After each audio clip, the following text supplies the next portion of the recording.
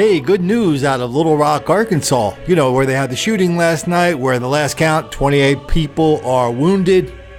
Well, I just saw the chief of police on TV, and he said, good news, the shootings were not terrorist related. I can't even keep a straight face for this stuff anymore. The shootings were not terrorist related. It was just a bunch of black people doing the shooting, which is what happens all the time in Little Rock. You know, we did a video on this 2 weeks ago where we showed all the mass shootings in just over the last month, up till 2 weeks ago. It was a black thing. Mass shootings in America is a black thing. But you wouldn't know that from reading the New York Daily News and the Washington Post and lots of other and the comments on this YouTube channel, who, you know, for them it's an article of faith that every day some crazy white kids walking into a school or a church and killing mass people, and that's not a black thing, that's a white thing. That's what they tell us. They're 100% wrong. So let's do two things here. Let's do three things. One, let's roll through some of these recent, in the last week or two, examples of large-scale mass shootings among black people. Then we get the end. We're going to have the New York Times tell us, they're going to break it down by race. What percent black, what percent is white. You'll be surprised. Well, you won't be surprised if you saw my video from 2 weeks ago, but you'll be surprised maybe. Then we're going to rely on the New York Times for one other thing. The New York Times is going to tell us the cause and the solution. Oh, I can't wait for that myself.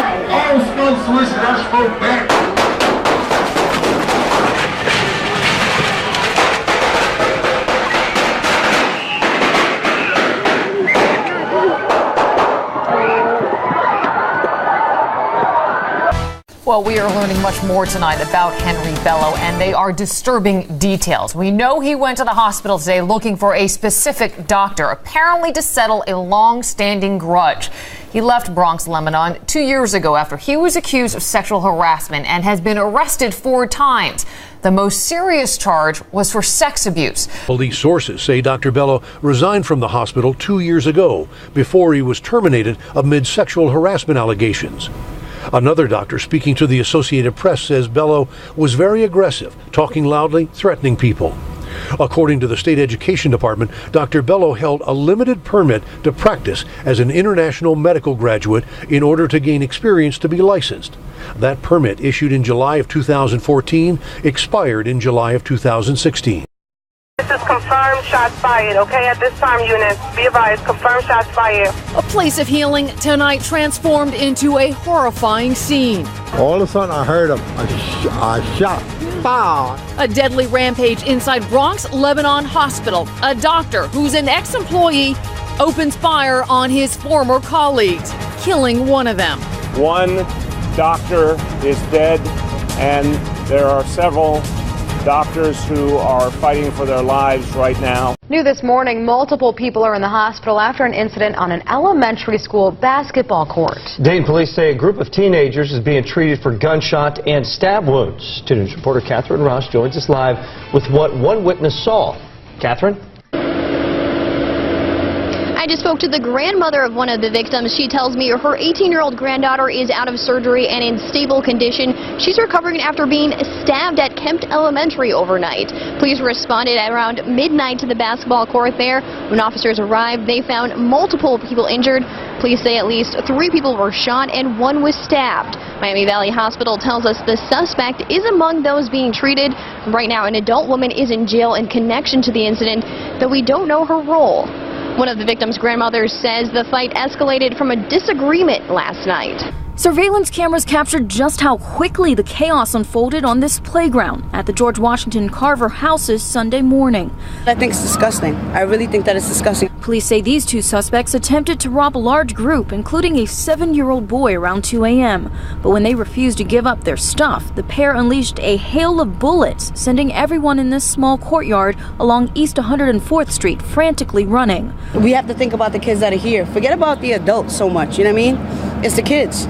God forbid a kid gets hit, what are we going to keep seeing, newspapers and news reports of kids getting shot?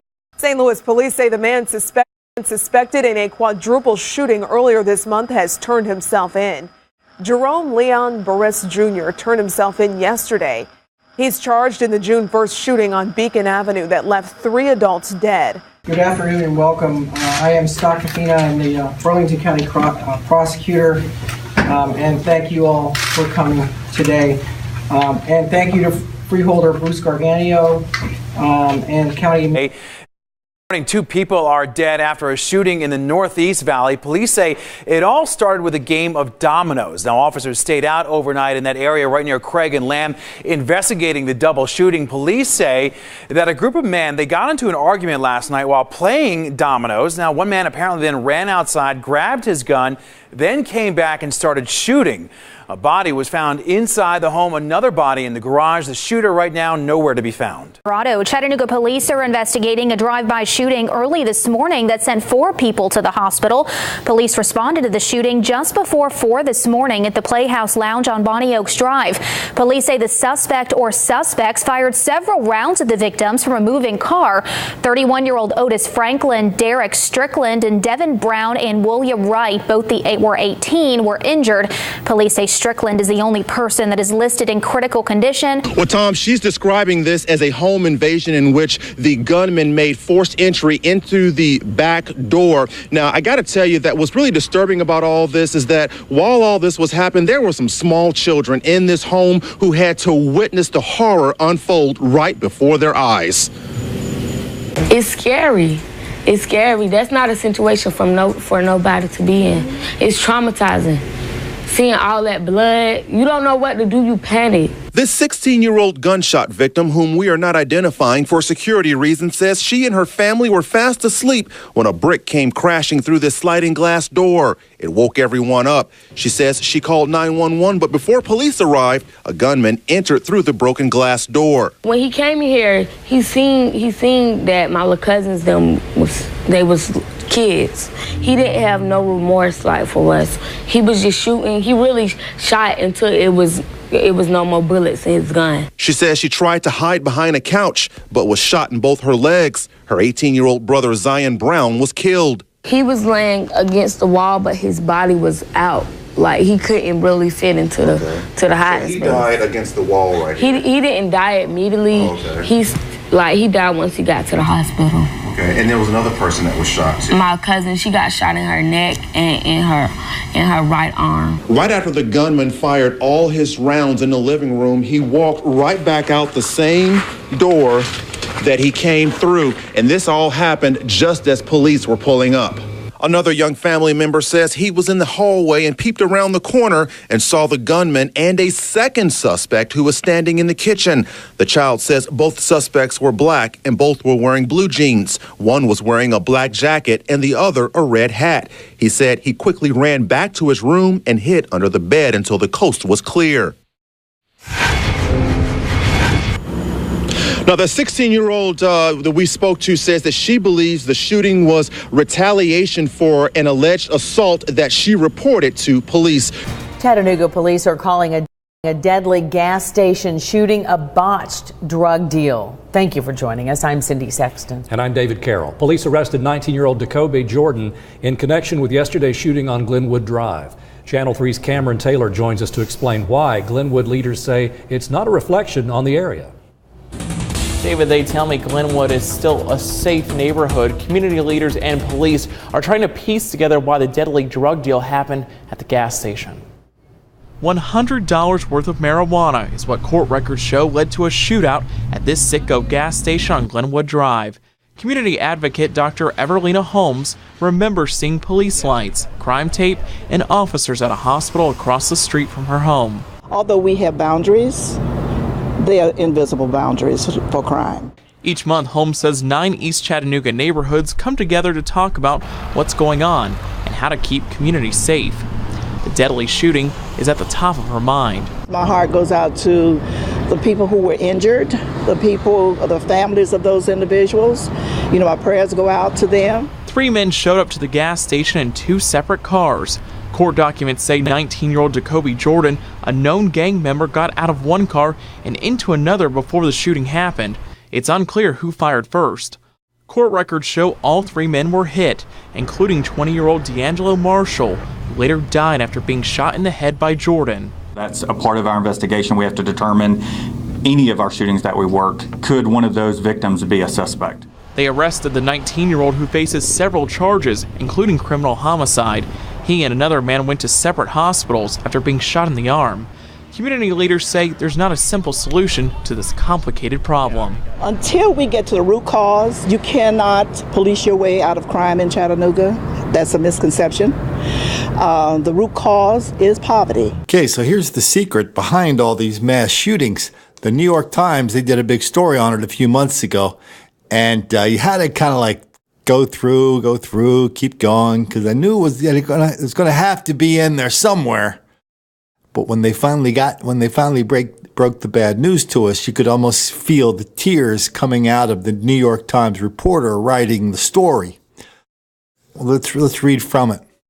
Overall, nearly 3/4 of victims and assailants whose race could be identified were black. They're talking about the mass shootings. Some experts suggest that helps explain why the drumbeat of dead and wounded does not inspire more outrage. Clearly, if it's black on black, we don't get the same attention because most people don't identify with that. Most Americans are white, said James Fox, a professor of criminology in Boston. People think, that's not my world. That's not going to happen to me. Former Mayor of Philadelphia, Michael Nutter, who is black, said, society would not be so complacent if whites were dying from gun violence at the same rate as blacks. Quote, the general view is one bad black guy who was shot, another bad black guy, and so one less person to worry about. No, that's not the general view. The general view is this is a white thing, that white people are doing this and black people do not.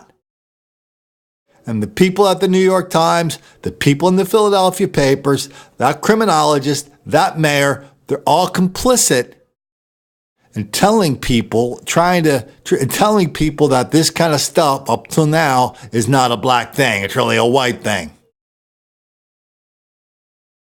That, of course, is just another part of the biggest lie of our generation, the greatest hoax of our lifetime, the myth of black victimization. Mass shootings? Oh yeah, it turns out that's a black thing. Really? Thought it was a white thing. I hear that 100 times a day on my YouTube channel. A white thing. I think every black person in America knows the name. Only 20 white people they know are the last 20 white people who were mass shooters. But while these 20 guys were out shooting, according to the New York Times, we had 100 black people doing the same thing. Isn't that weird?